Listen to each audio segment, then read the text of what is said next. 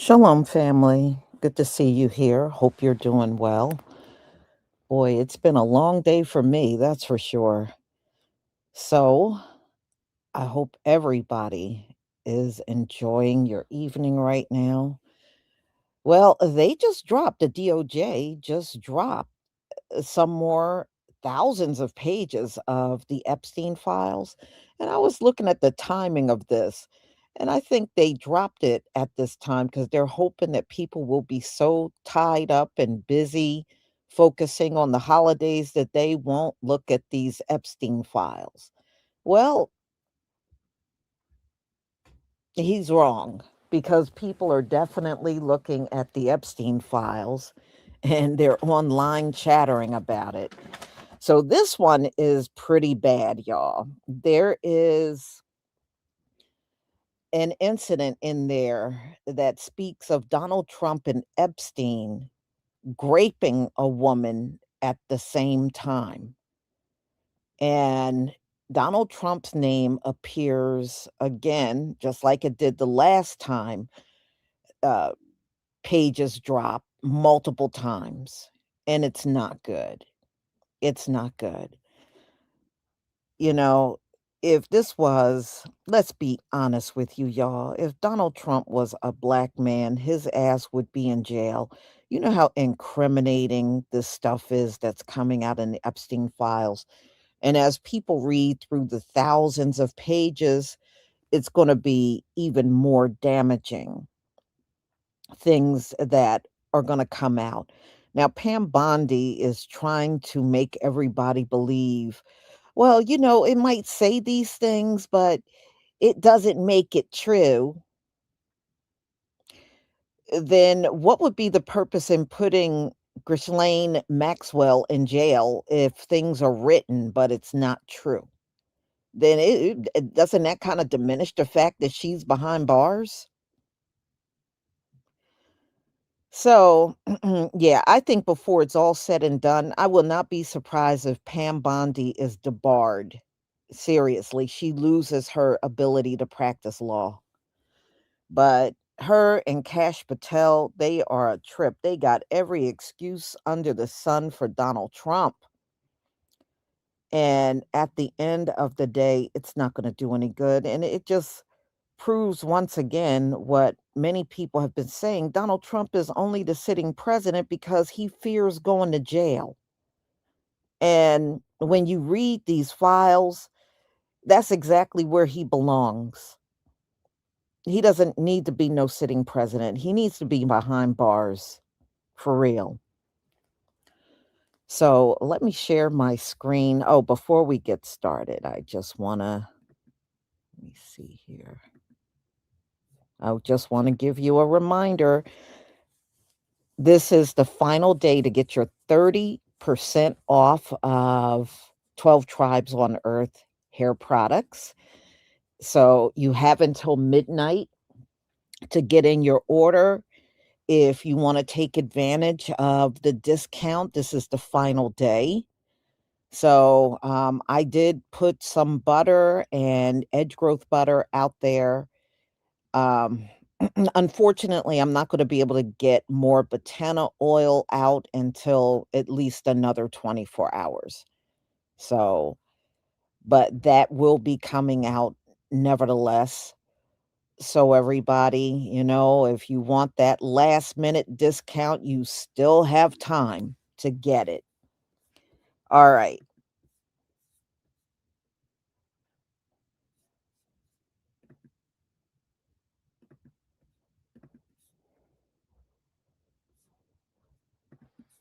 Let's see if I can get rid of that. Here we go.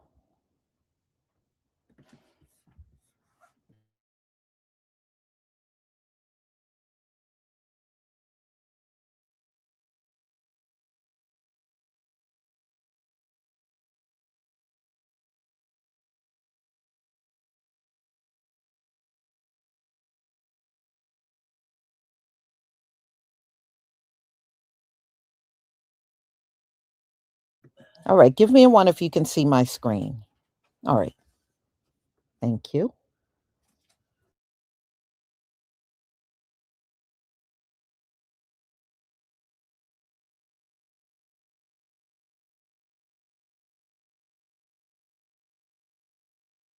release over 30,000 more documents from the Epstein files. To no shock to any of us, the US government came out to defend the president like a personal lawyer is defending a president, saying that even though we're releasing these documents, the claims are baseless and the claims are false.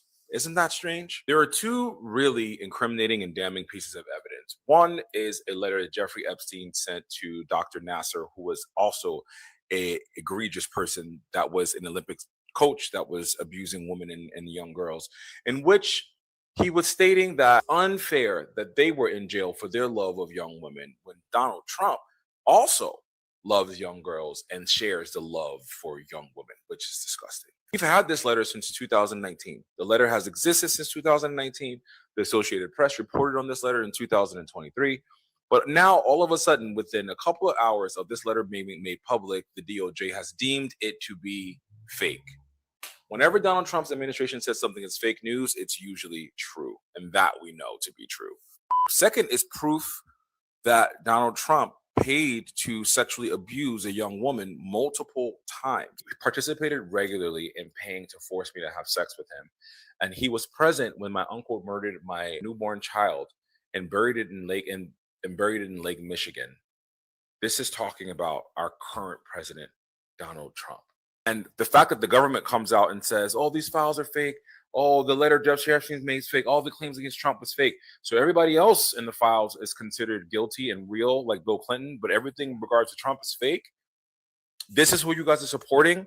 I wonder what all the pro-life people are going to say about this. I wonder what all the MAGA people, the Christian, the evangelicals, how can you support this man? It's like nothing he does makes you guys be like, oh, this is my come to Jesus moment. This is 2 pieces of information out of 30,000 documents released. And all the other documents that have been heavily redacted, what else could be in them? We'll have to wait and see. DP757, a.k.a. Big Pop. Look, Mr. Trump, our president of the United States of America, the free world, dealing with these Jeffrey Epstein files, which can get crazy. It's getting kind of crazy. But as I said, the victims know.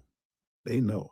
But I think when they thought they released some files and Trump was like sending his sympathy to these Bill Clinton and others who feel like they being dragged through the mud, almost in the same time. Pam Bondi and Catherine Tile, them, they doing their best to make sure Trump what comes out about him is selective and at a minimum, you know. It makes him look crazy, but it's not letting the truth out. And the victims know the truth. And some of their lawyers know the truth. Some have been privy to this information back when they did the real investigation. So they know when it comes out what's being held. Then they're waiting on it. But anyway, I'm trying to figure out, we said victim, we found victim, but the women in the Senate not showing sympathy to the victims. Susan Murkowski, I think she's on something, trying to do something like that. I mean, it's a little too late for that shit. He had plenty of time to rectify this shit. In the House, nope. Marjorie Taylor Greene, she done slid on to the other side now in support of that, but that's not there. But like I said, Pam Bondi, a woman, there's no sympathy for these women, for these young women that was victimized, exploited by the rich, not by no poor or middle class motherfucker. All of them thousand there, no, rich. And the thing about this shit here, you have seen movies, you have read books, articles, and all this shit for years and years and years. This shit has always been going on. The rich and famous, those with the money, have always been exploiting people of all different races and nationalities and ages. We know this. These are facts. So when the Republican Party or MAGA, when y'all started pointing fingers at the so-called what the Democrats doing, supposed to be animal eaters, pedophiles, and so on and so on and so on. You was not looking in your own front yard. You was looking beyond your own front yard and seeing all the pervertedness that was going on and has been going on. And if you want to play stupid, if you want to play dumb, if you want to play ignorant, if you want to play misinformed, uneducated, and so on and so on, when you see exactly what's going on here, you see the cover up, you know Trump is actually fighting not to let certain files come out. And when they do come out, redactions and omissions are all over the place. Now, it don't take a rocket scientist to figure out, something is going on here. Not at all. But you act like you're so intelligent, you're so goddamn smart, but you don't want to accept the facts unless it's coming from the Democratic side or the so-called radical left. Then you embrace it, kiss it, cuddle with it, enjoy it. But when the truth is in your face and it's working against you, can't stomach it, can you? Just can't do it. Trump is coming up. Trump is in those files, and Trump is in those files deep. Now, whether you accept the fact or not, that don't change the facts. That don't change the truth, whether you accept it or not. But when the truth do come out, he might be dead and gone when it all come out. But the bits and pieces that you get, it don't take nobody. You can always put one and one together, come up with two.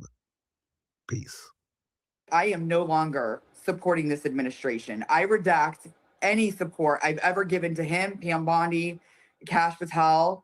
I am so disgusted with this administration. I think that Pam Bondi and Kash Patel both need to resign. And I would love to see number 47 get impeached over this. I don't like the pictures of Bill Clinton being shown. I don't like the pictures of other people being shown. I think it's a terrible thing. A lot of people are very angry that pictures are being released of other people that really had nothing to do with Epstein, but they're in a picture with him because he was at a party, and you ruin the reputation of somebody. If you're telling the public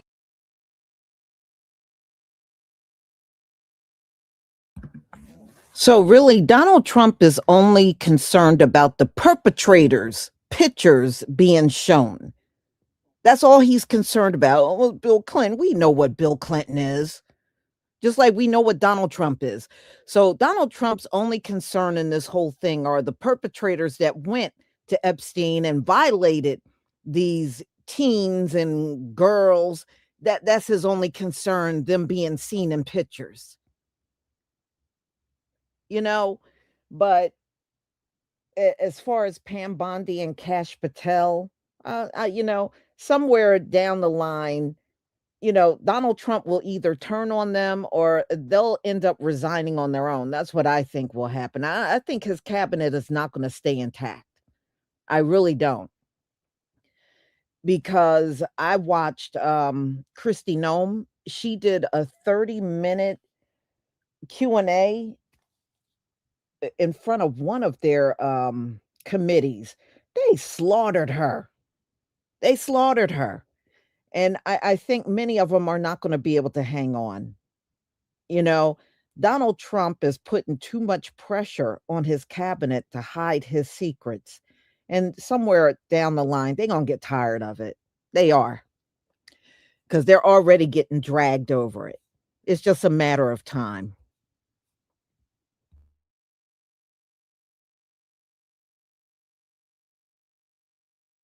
in the world and the survivors, that just because somebody's in a picture with him doesn't automatically mean they were involved in the crimes against children, which I understand. And I get that fully. Then why are you so scared to release the files, and why has there been so much resistance? If it's just a picture, why are you going above and beyond to hide the identities of these men? And I do believe, because of all the shame and guilt the survivors have gone through, and the public scrutiny and the backlash that we've received, and the shame and embarrassment that doesn't even belong to us. It belongs to the men that continued to have business and personal relationships with a known pedophile and his accomplice. So The embarrassment and shame belongs to them, Trump included. And we should note, Trump has not been accused of criminal wrongdoing, but as you said, he is named in these files. There are pictures. All right, folks, look, we have to talk about this because it is not getting enough attention, and it is very obviously something that Donald Trump is trying to sweep under the rug right now. So in the most recent drop of the Epstein files, there are a number of documents that accuse Donald Trump of very serious crimes. Now, I will say before we get into any of this, what we're looking at here are FBI tips that have been submitted where someone somewhere in the country is alleging that something happened. It does not mean that it is true. It does not mean it was proven in a court beyond a reasonable doubt. So take these FBI tips, of course, with a grain of salt, but they are in the Epstein files, and Trump doesn't want us to talk about it, which is weird in and of itself. So we're going to get into all of this. Make sure to subscribe down below, drop a like on the video, comment, let me know what you think about this. And if you think any of this is true or none of it or all of it, you let me know. I'm excited to hear from you. But first, let's start with the DOJ statement actually addressing this very topic. So yesterday at 7:30 in the morning, after they dropped the Epstein files in the middle of the night while everyone was asleep, the DOJ put out a statement saying some of these documents contain untrue and sensationalist claims made against Trump. To be clear, the claims are unfounded and false, and if they had a shred of credibility, they would have been used against Donald Trump already. They specifically used the word weaponized, which is crazy in this context. It sounds more of like a statement from a Trump spokesperson rather than a statement from an agency that is meant to be independent. But we've now learned, in addition to this story, that this account, this Department of Justice account, has been taken over by the White House. So that's why it kind of reads like this.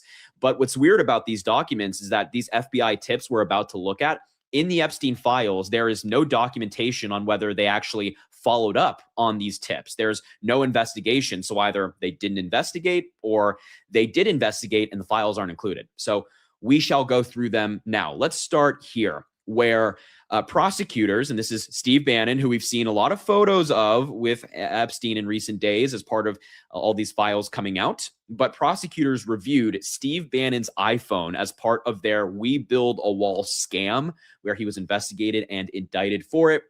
And they found a lot of text messages between him and Jeffrey Epstein, but they also found a photo of Donald Trump. This email says, it's in 2021, "I hope you're well. I'm helping out with the responsiveness review for WBTW, and that's the We Build the Wall. And I've been looking through Steve Bannon's iPhone 7 on Cellbrite. As I was going through the images from that phone, I found an image of Trump and Ghislaine Maxwell on his phone. See screenshot from Cellbrite attached. They have not released that photo. That photo was not part of the Epstein files. Weird, right? But I want to also point out that this email was sent in 2021. So this was after Trump was president. And they're saying they found this photo on Steve Bannon's phone. What photo is it of Donald Trump and Ghislaine Maxwell? They haven't released that photo. I think that's pretty weird, but that's just one part of this. Also, they also followed up on this email saying, I wanted to let you know that there are a number of text messages between Steve Bannon and Jeffrey Epstein on Bannon's iPhone 7. They aren't responsive to our warrant. I think we should see those text messages. Don't you? I think those text messages should come out. I think that's probably part of the Epstein files, no? Or at least should be part of the Epstein files. I think we should see those text messages. Here's another one, a pretty bombshell claim that is coming from Jeffrey Epstein's brother, Mark Epstein. He confirmed that this message, this tip to the FBI came from him, and he still believes this claim to this day. So back in 2023, Mark Epstein submitted a tip, and it reads, quote, Jeffrey, down here under the submitted text, Jeffrey Epstein was murdered in his jail cell. I have reason to believe he was killed because he was about to name names. I believe Trump authorized the murder. Now, I said this already. I feel the need to say it again. Of course, we don't know this. Well, I should say this is a tip to the FBI. It is not certain. We don't have full evidence confirming that this happened, but this is coming from a relative of Epstein who probably knows more than the public, you'd imagine. And him saying this and making this claim and standing by it today, not just in 2023, today, is pretty concerning. We just got some major new releases from the Epstein files, and it's not looking good for the Trump administration. Because it's the holiday season, I felt like there was no better time to talk about everybody's favorite Christmas character, this man right here. Yesterday, the DOJ released a ton of new files, a lot of which directly mentioned Donald Trump. Now, you may be asking why they decided to release this now, and I think that's a good question. Because if you remember my last video we did on the Epstein files, the Trump administration was mandated by Congress to release all the Epstein files fully unredacted. They did not do that. They only released 1% of the files they had, and they blatantly broke the law. So now why would they release a bunch of files a week later after they already broke the law? This may be because people online figured out how to unredact the files they released. How unbelievably incompetent does your administration have to be? To the point where a bunch of people on the internet are able to fully unredact your classified documents. It was a complete and utter disaster, so they ended up releasing some of the files that they had. Some of which are so bad that I'm giving a trigger warning to people who are sensitive to the topic of essay. One new document shows that Trump was on the Epstein flight log way more than initially thought, including multiple trips with Ghislaine Maxwell herself, and a horrific story of Trump assaulting a young woman as well. Now, the DOJ, which is basically just serving as Trump's personal law firm at this point, released a memo saying that all mentions of Trump in the Epstein files are untrue or highly sensationalized. And they're saying this because the only files they released about Trump were tips to the FBI.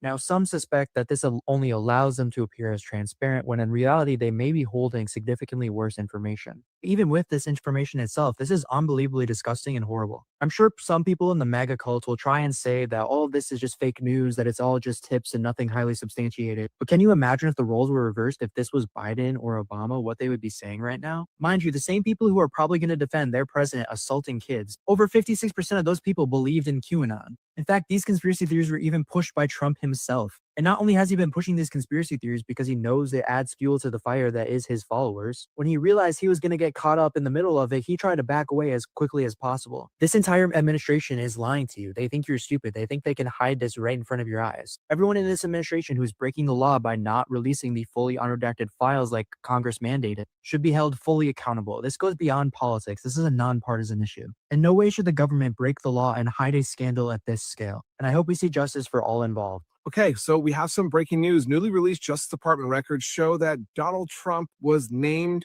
in a serious sexual assault allegation connected to Jeffrey Epstein.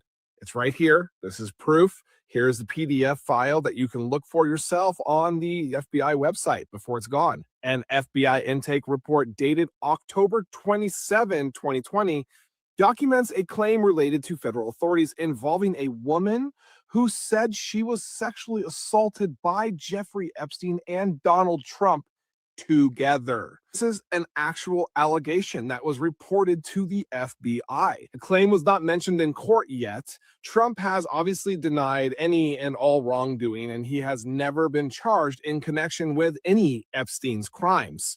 So Jeffrey Epstein, who was obviously convicted of sex offenses, died in federal custody in 2019. Legal experts note that the FBI intake report document claims are, as of now, claims and not conclusions, but we'll see where it goes. Advocates say allegations involving powerful figures deserve public scrutiny when they appear in official FBI records. So this is what the document says. Here it is one more time for you to look at, okay? The full context absolutely matters, and we need to know more about this one. We got another Epstein file dump of about 30,000 documents from the Justice Department this morning. And this time, we got documents that talk about President Trump, co-conspirators that the U.S. government said didn't exist, and even some questionable emails that appear to be from Andrew, formerly Prince Andrew, the son of the late Queen Elizabeth II. Now, I went through most of this stuff for hours today. Now, this drop is mostly documents and very few pictures. It has court filings, emails between investigators, scheduling of victim testimony, court filings, and there were a few pieces of evidence from Epstein and Maxwell. But unlike the last dump of documents, today's drop came with a warning from the Department of Justice. It says some of these documents contain untrue and sensationalist claims made against President Trump that were submitted to the FBI right before the 2020 election. To be clear, the claims are unfounded and false, and if they had a shred of credibility, they certainly would have been weaponized against President Trump already. So today, out of nowhere, the DOJ is just randomly warning us that the items in this drop that reference President Trump are untrue and sensationalized.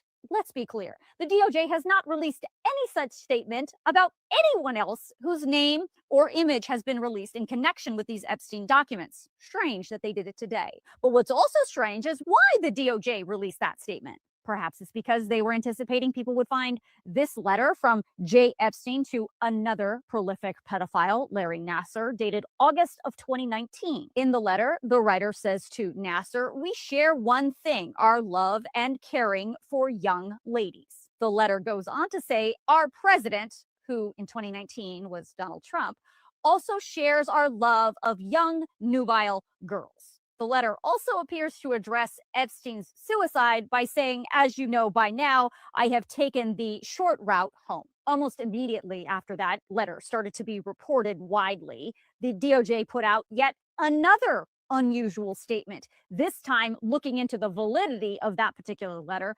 questioning whether it was true or not. It says there were a couple of things that were off about the letter, including that the postmark on the envelope is Virginia, not New York, where Epstein was jailed at the time, and pointed out the return address listed the wrong jail where Epstein was held and did not include Epstein's inmate number, which is required for outgoing mail. I didn't highlight it, but it also says the envelope was processed 3 days after Epstein's death, which seemed a little fishy. But the DOJ didn't leave it there. Just 2 hours after that last statement, they put out yet another statement saying that for sure that letter was fake. They said that because the FBI confirmed it was fake due to the fact that they said the handwriting does not match Epstein's. And just in case you missed the first warning, the DOJ writes again, as a reminder, just because a document is released by the Department of Justice does not make the allegations or claims within the document factual. But there was one document that is absolutely not fake that involves Donald Trump. It is this email chain titled Epstein Flight Records, dated Wednesday, January 8th of 2020. And this email chain is from the U.S. government's own prosecutor in the Southern District of New York. The assistant U.S. attorney in that office is writing this email and appears to be in shock about what was found and is warning somebody else, "Hey, I'm just flagging you on this in case you see it." So what was found?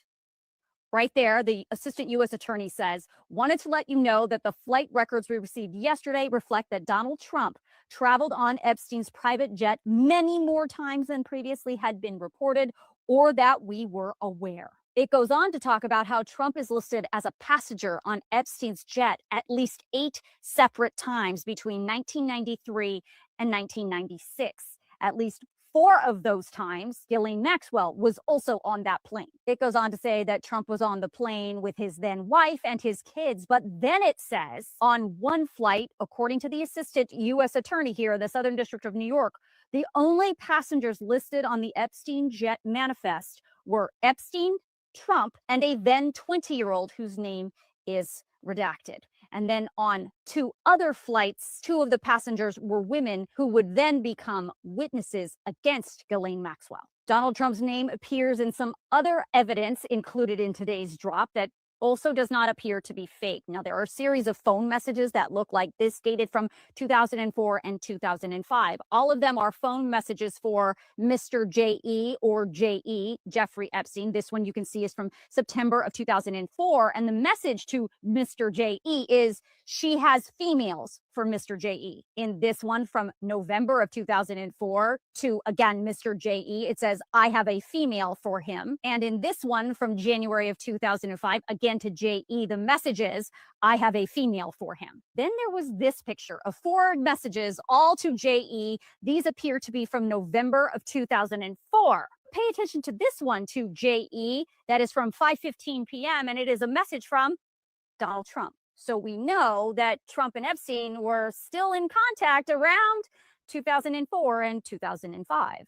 There's also another document in today's drop that is not fake and absolutely contradicts what Attorney General Pam Bondi and FBI Director Kash Patel said over the summer when they decided to close this Epstein case. At the time, they said they were closing the case because they had thoroughly investigated the Epstein and Maxwell cases and there were no other people involved, and therefore there would be no prosecutions of anyone else. But then today we saw this email from July of 2019 from the FBI in New York, which asks, "When you get a chance, can you give me an update on the status of the 10 co-conspirators. Then the next month, there's this email from the NYPD FBI Child Exploitation Human Trafficking Task Force with the subject line, Epstein co-conspirator pics.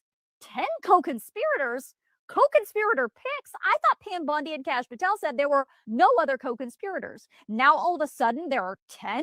Now, it is possible that some of those co-conspirators being referenced in that email could also be victims, because we know Jeffrey Epstein used his victims to recruit more girls for him, and that would technically make them co-conspirators. But they could also be talking about other men who were involved or who at least knew about Epstein trafficking these young girls. The last thing I want to point out to you is this series of emails from Ghislaine Maxwell to someone called the Invisible Man. This is from August of 2001, and the Invisible Man asks Ghislaine Maxwell, have you found me some new inappropriate friends? It's signed Sia A. So who is A? Well, the first line might give it away. It says, I'm up here at Balmoral summer camp for the royal family. In case you didn't know, the British royal family goes to Balmoral Castle every summer between like late July and early October. So A could be then Prince Andrew, who was also a known associate of Ghislaine Maxwell. Oh, no, that's not where it ends. Ghislaine Maxwell responds to the Invisible Man saying, I'm sorry to disappoint you. I have only been able to find appropriate friends. To which the Invisible Man responds, distraught. Then goes on to talk about how he has lost his valet, who's been with him since he was 2 years old.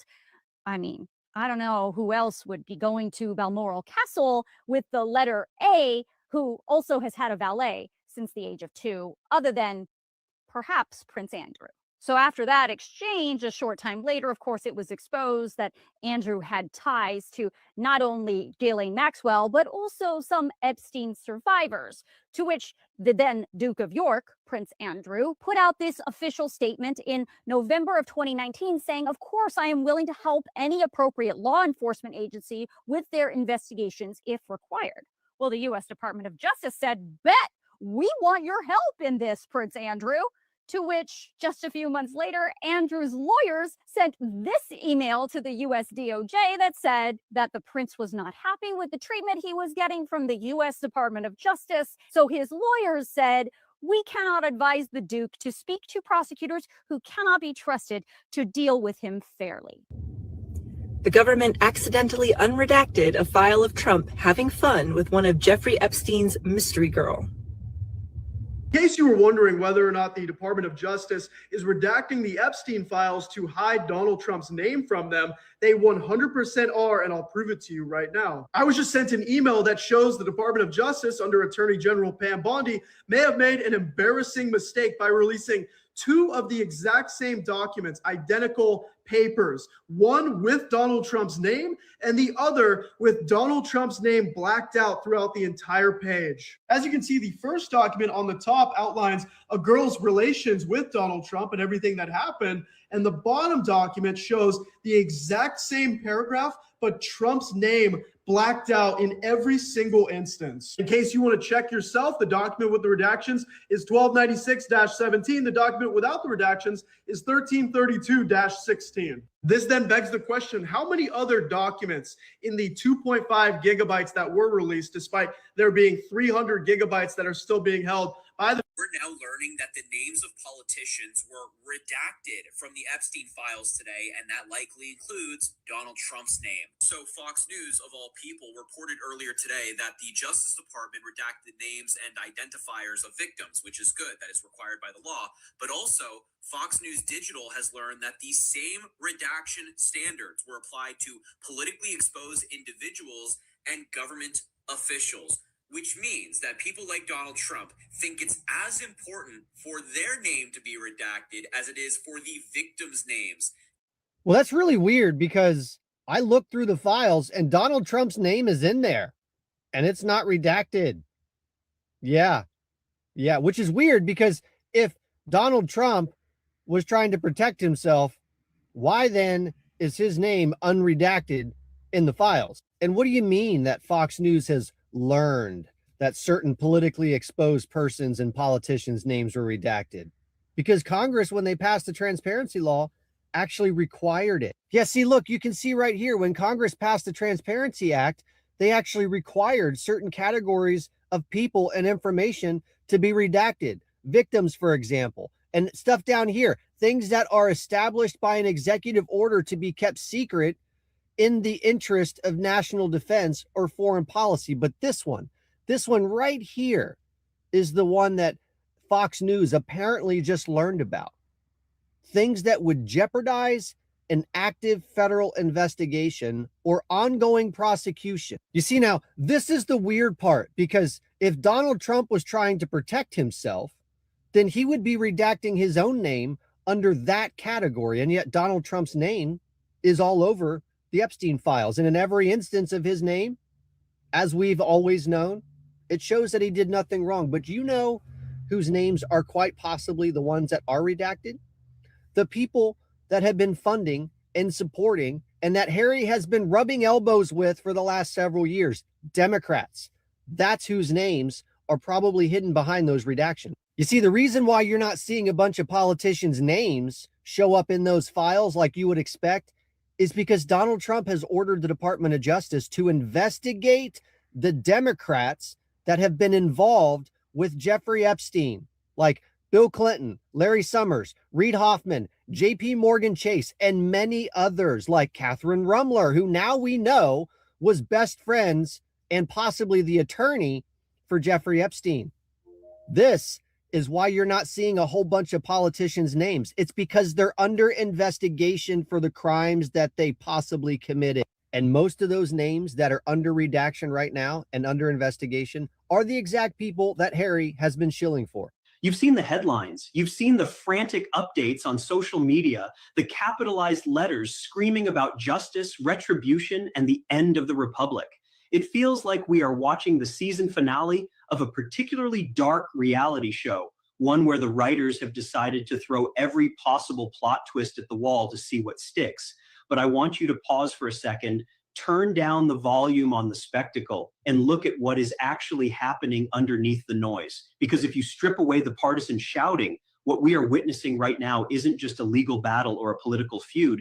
It is a negotiation. It is a high-stakes transaction between factions of the American ruling class played out with the one currency that holds more value in Washington than the dollar itself, leverage. The story, as it's being reported, is that Donald Trump is cornered. Facing the very real prospect of a prison sentence, he has reportedly pulled out what supporters and detractors alike are calling the nuclear option. Sources claim, and I want to be clear, that these are reports from insiders, not yet verified court documents, that he has threatened to release a personal copy of the unredacted Epstein client list. The message being sent to the establishment is blunt and transactional. If I go to jail, everyone goes with me. Now, on the surface, this looks like simple blackmail. It looks like the desperate flailing of a man running out of exits. But if we look at this through the lens of economics and class power, we see something far more systemic. We see the mechanisms of how the elite protect themselves and what happens when that protection racket begins to fracture. You have to ask yourself why this particular threat holds so much weight. Why does the mere mention of this list cause such a visceral tremor through the corridors of power, from Wall Street boardrooms to the Senate floor? It's because that list is not just a roster of names. It is a map of the intersection between capital, political influence, and unchecked exploitation. It represents a network of impunity that has functioned for decades, allowing the ultra-wealthy to operate outside the laws that you and I have to follow. When we talk about a two-tiered justice system, this is the architecture of it. It's a system built on a mutual understanding, a silence, an omerta that ensures that as long as everyone plays by the rules of the club, everyone stays safe. What we are seeing now is one member of that club threatening to break the seal. Think about what this means for you. You go to work every day, you pay your taxes. If you miss a rent payment or default on a small loan, the consequences are immediate and often devastating. The machinery of the economy is designed to hold you accountable for every cent and every second. But at the level of the people reportedly on that list, accountability is a negotiable asset. It is something to be traded, managed, and suppressed. The fact that a former president can allegedly use the threat of exposing crimes as a bargaining chip for his own freedom tells us everything we need to know about the commodity of justice in a capitalist framework. It suggests that the rule of law is not a fixed standard, but a market fluctuation subject to supply and demand. Let's dig into the official story a bit deeper. The narrative is that Trump, during his time in the White House, retained access to these documents. Now, facing incarceration, he is using them to deadlock the system. We are hearing that Supreme Court justices and key senators are hesitating, not because of legal precedent, but because of reputational risk. This creates a fascinating and terrifying deadlock. It's a version of mutually assured destruction, but instead of nuclear warheads, the silos are loaded with the dirty laundry of the American elite. And this isn't just about embarrassing a few politicians. If the rumors are true, this list implicates CEOs, royals, and power brokers across the global economy. The instability that such a leak would cause isn't just political, it's economic. It threatens the legitimacy of the institutions that manage global capital. When you hear pundits ask, is he bluffing? They are asking the wrong question. The question isn't whether he has the PDF file ready to upload. The question is, does he have the structural power to force a settlement? In economics, we talk about barriers to entry and monopoly power. Usually the state has a monopoly on violence and incarceration. But here, we see a private actor, albeit a former head of state, attempting to break that monopoly by weaponizing information. He is effectively saying that the cost of incarcerating him is higher than the system can bear. He is betting that the preservation of the system's legitimacy, the need to keep the curtain pulled tight over the wizard, is more important to the establishment than punishing one man. And where does that leave us? Where does that leave the public interest? It leaves us as spectators to a power struggle that has nothing to do with democracy and everything to do with self-preservation. It reveals that the stability of our political system relies heavily on secrets. It relies on the assumption that the people at the top will protect each other to maintain the status quo. When that solidarity cracks, we get a glimpse of the rot inside. You might feel a certain schadenfreude, a desire to see it all burn down, to see the secrets spilled in the mighty fall. That's a natural reaction, but we need to be analytical here. If this information comes out, it won't be because of a triumph of justice. It will be because a deal fell through. It will be collateral damage in a war between elites. This brings us to the background of how we got here.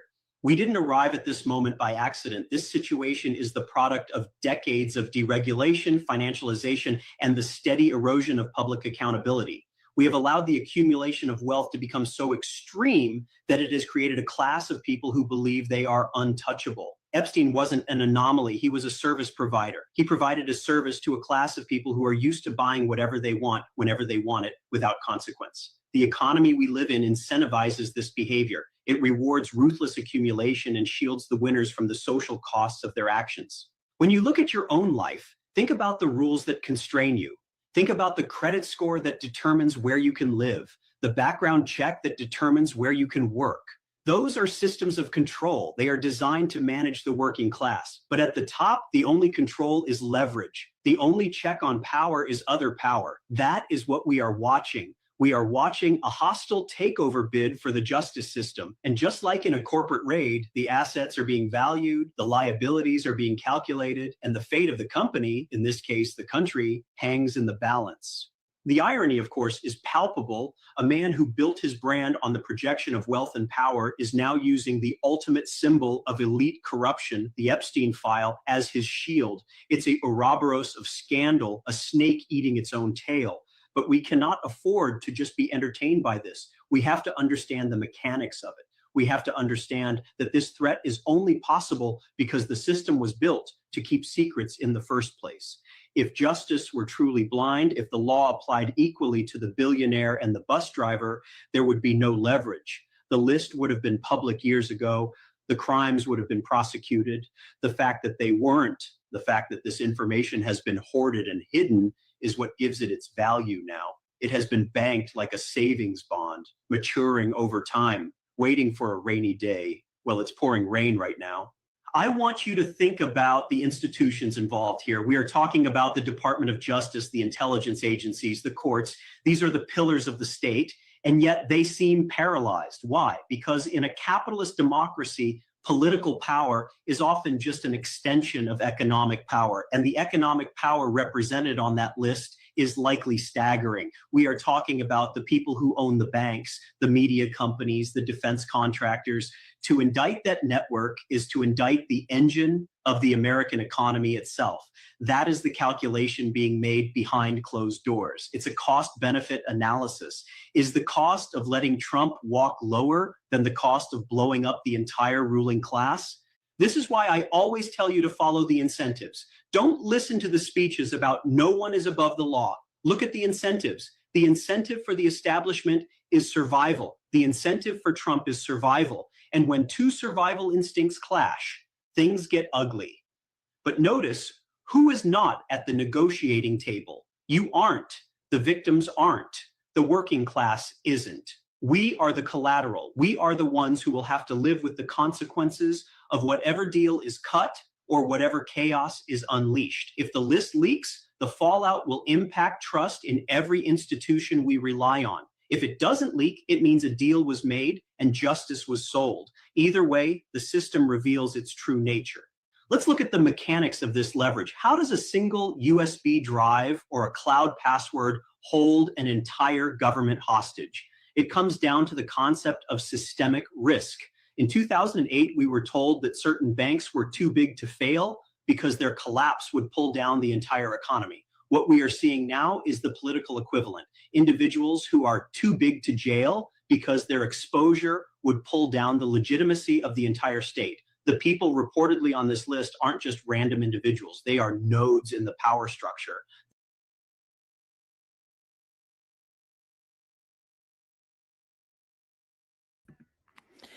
And, and that's the problem in this country. Nobody should be too big to jail. It seems like when it comes down to the white male, especially wealthy white males, they always got some excuse on why they don't go to jail for crimes, or they can buy their way out, or they get the most minimal sentences. And it shouldn't be that way at all. Nobody, if nobody's above the law, then everybody should be sentenced the same across the board. But we don't live in that world. We live in this one, which is very corrupt. And it's all about who you are instead of being based on the crime you committed. That's the way it is here. So, y'all, all I see is a bunch of files coming out and no arrest, even with Prince Andrew. And the proof they found that he violated young underage women.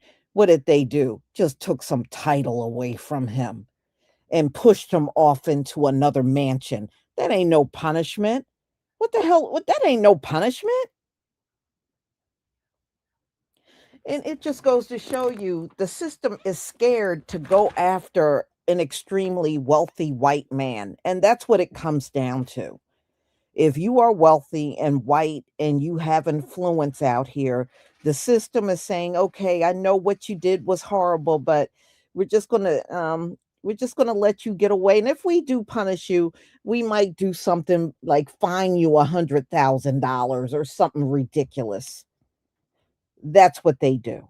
But when somebody like myself, if I commit a crime, they want to be all hard and heavy handed on someone like me for a crime that's a lot less than what's going on in these Epstein files. They want to give you 20 years to life. This whole place is ridiculous. It must go. Do people sit around talking about some reset? It doesn't need to be a reset. No reset. Get this place the fuck out of here. That's the only thing this place needs to go. The people running it need to go. It is too corrupt. We don't need no reset with the same people in charge. That's what these Epstein files are showing us. We can't continue on with these same people. They have proven themselves to be unfit for the power that they have.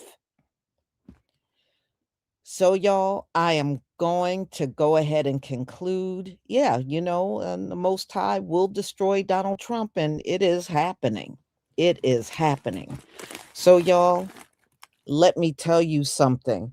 This thing is going to explode. It's no way. This thing just dropped and it's 30,000 pages. So it is going to take weeks or even a few months for people to get through all of these files. And you heard what they said. The average person online has learned how to unredact the files. I mean, that just right there just goes to show you how advanced many people are in the public, y'all. They can redact the file and they can find a way to unredact it online. That says a lot right there. That tells you the public is way more sophisticated than they would like to believe right there. So, y'all, I'm going to go ahead and conclude. Thank you so much for being here. I would have came on a lot sooner, but it just took a while to get things together because I had a lot of orders yesterday.